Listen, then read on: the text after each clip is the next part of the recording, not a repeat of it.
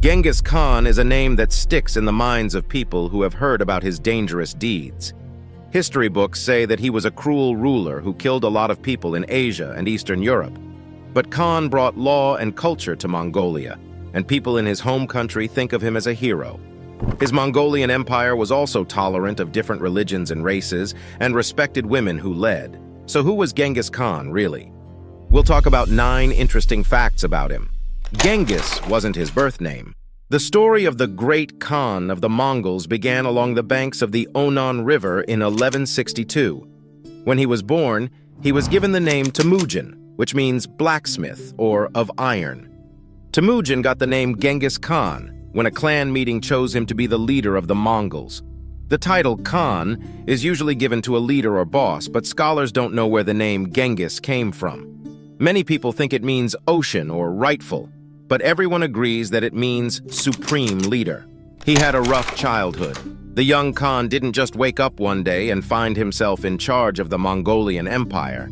He used the skills he had learned when he was young to grow the group and make his people into an empire.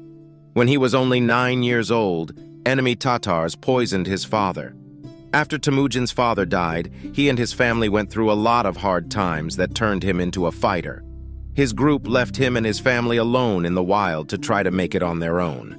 There are also rumors that he killed his half-brother over a disagreement about food. Later in life, Genghis and his wife were taken by rival groups. He was forced to live as a slave, but he eventually broke free. Even so, by the time he was in his early 20s, he had proven himself to be a strong leader and a fierce fighter. He was able to unite the tribes of the Mongolian steppe under his flag, and he was ready to rule the whole area. His enemies became his confidants. Genghis Khan chose his generals based on their skills and abilities, not on who they were loyal to in the past or where they came from. One well-known time when this belief in equality was shown was during a fight against the Taijut clan in 1201. During the fight, Genghis was almost killed when a strike knocked his horse out from under him. Later, he asked the Taijut men to tell him who was to blame.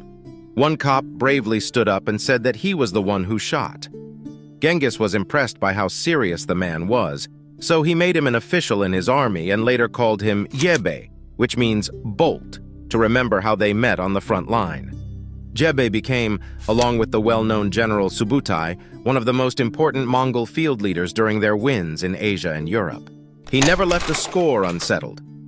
Even though Genghis Khan and his Mongol followers were incredibly cruel and violent, he usually gave those he met a calm chance to submit before attacking them, which usually didn't have any major negative effects.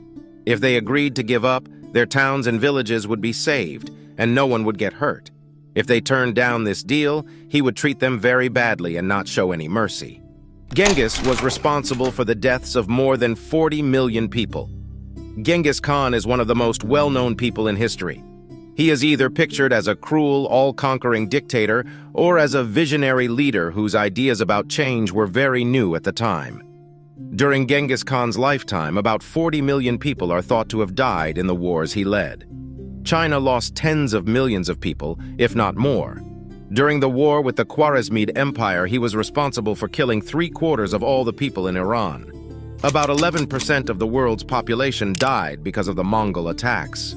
The Great Khan was tolerant of other religions.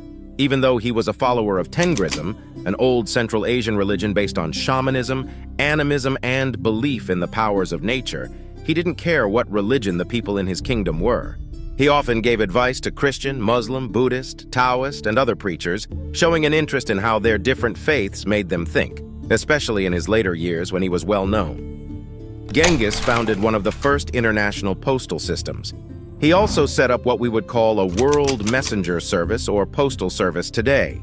He called it the Yam. Under the Yam system, there were a huge number of post houses set up all over the area, where a tired rider could switch to a new horse. Using this method, messages and goods could be sent up to 200 miles away in a single day. This was also very helpful for getting the word out about social events and planning military tasks. We don't know how he died or where he was buried. Out of all the secrets about the Khan's life, maybe the most common one is about how it ended. Some historians say he died in 1227 from injuries he got when he fell off a horse. though different sources say that fever, malaria, and arrow wounds to the knee were to blame. Another, less reliable account says that he was killed when he tried to molest a Chinese woman. Many questions are left unanswered by the mystery, but the Great Khan could not escape death. He went to a lot of trouble to hide where he died and was buried. According to a story, his funeral procession killed everyone they met during their trip, and then they kept riding their horses over his grave to help hide it. The gravesite is probably close to a mountain in Mongolia called Burkhan Khaldun, but no one knows for sure where it is. The Soviets tried to snuff out Genghis Khan's memory in Mongolia. People think of Genghis Khan as a hero and the father of Mongolia. However, when the Soviet Union ruled Mongolia in the 20th century, it was illegal to even say his name. In order to get rid of any signs of Mongolian loyalty, the Soviets tried to bury the Khan's memory by taking his story out of the school curriculum and stopping people from going to Khanty, where he was born. Genghis Khan was finally put back into Mongolian history when the country got its freedom in the mid-1990s. Since then, he has become a common theme in everyday life. Even one of the most important airports in the country, in the city of Ulaanbaatar, was named after the Great Khan. Besides this, his picture is also on the money used in Mongolia.